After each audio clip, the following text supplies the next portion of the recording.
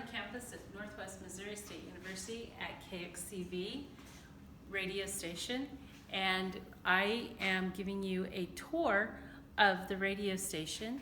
To introduce our tour guide is my husband, Mr. Perkins. Hi, I'm your tour guide. I'm the chief engineer for KXCV, and I have this wonderful transmitter here to show you.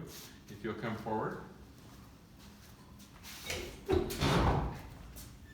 This transmitter was originally installed in Kansas City and kept WHB, AM radio station, on the air for many years.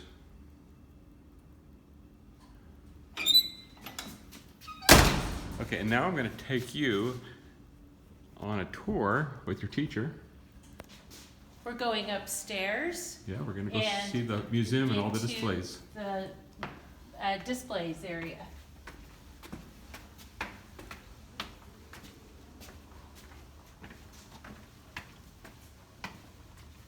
KXCV was recently remodeled,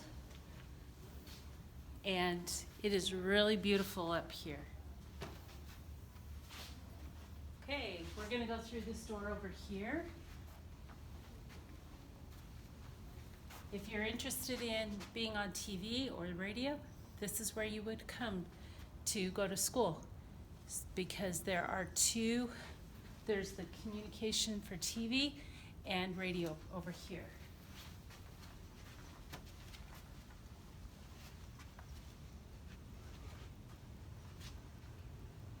We will first start down at this end and move into the museum.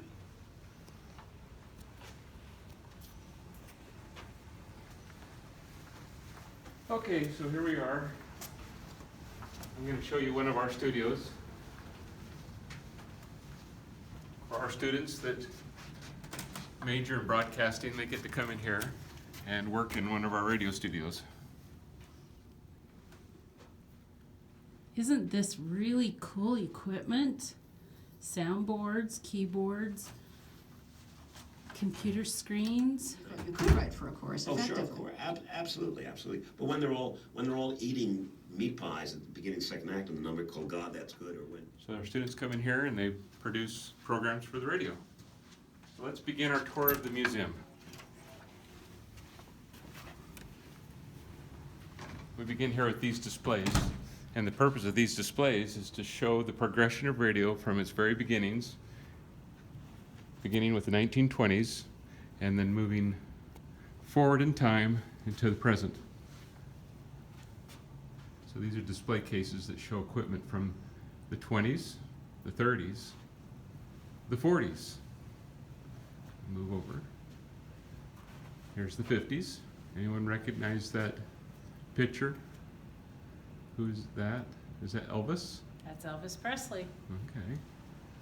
Maybe somebody recognizes the picture there on the top left. In the 60s. Here. This is the 60s, and that's the Beatles. The Beatles. Down here in the bottom we have a native of St. Joseph, Walter Cronkite, an important broadcaster. We have the 70s. This is when the radio station came on the air in Maryville, KXCV. Some important information about that right here.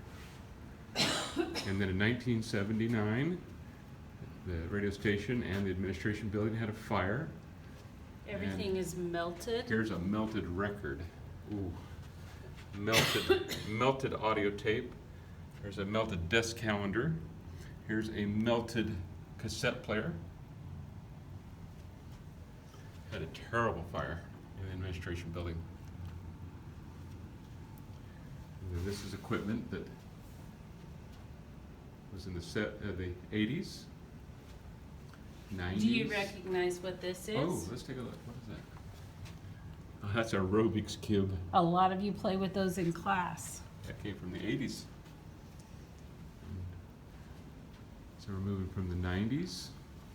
And does anyone know what they call the decade after the 90s? As the aughties. This highlights some of the important things that happened. Here's the 1Ts. We're back to the 20s now.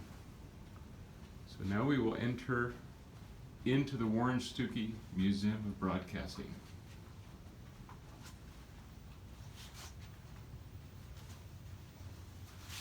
Who was Warren Stuckey? He was one of the chief engineers for KXCV.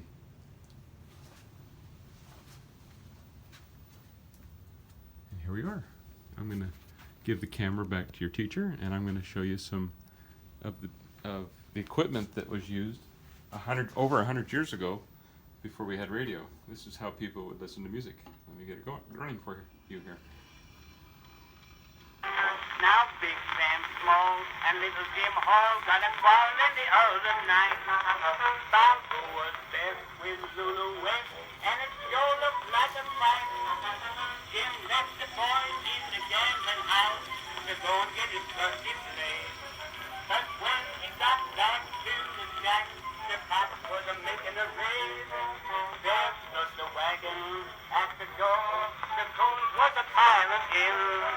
And when Big Sam he took his seat, Jim called out loud to him, I'd rather be outside than looking in than on the inside looking out. His heart is his sweet sorrow Sam, that's what the poet wrote about. All the folks will miss you when you're gone away. I know you used to leave us, but again I say, I'd rather be outside than looking in than on the inside looking out. The next morning the judge said to me, Jim, tell me what you know about this. Okay, we're going to look around at some of the old radio equipment. Oh, not guilty. These are things that maybe your grandparents may have seen. Great-grandparents. Great-grandparents. These are speakers. Very decorative speakers. These are radios. 100-year-old radios.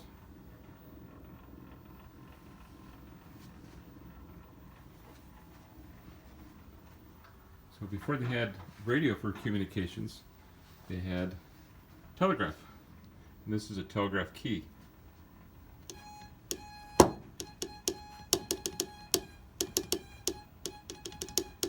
And they would communicate using Morse code.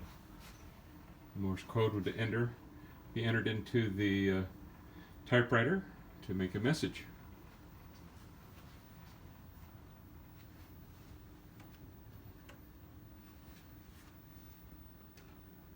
A lot of information here about radios.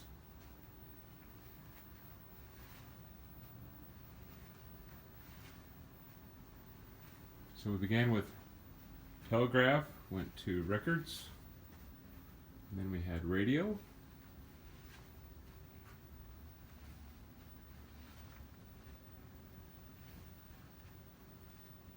And then radio moved us into the next era, which is television.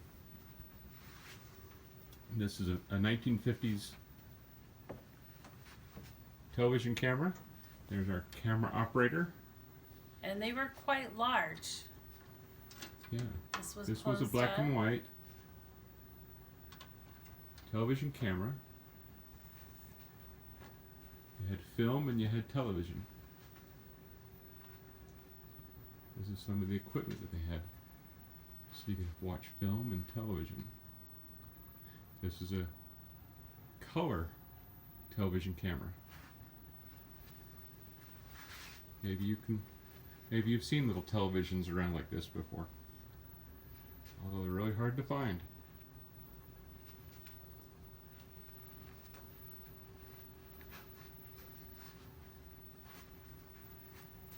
Okay, I'm going to have your teacher sit at our television station. This would be the way that many years ago we would get information from your teacher to the classroom. We'd have a camera, and we'd put that camera in front of your teacher. There would also be microphones.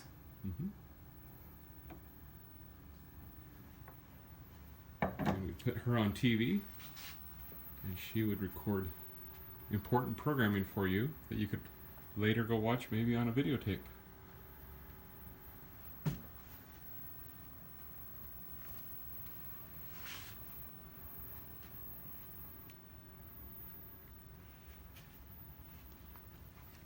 Well, that is a short tour of the museum up here.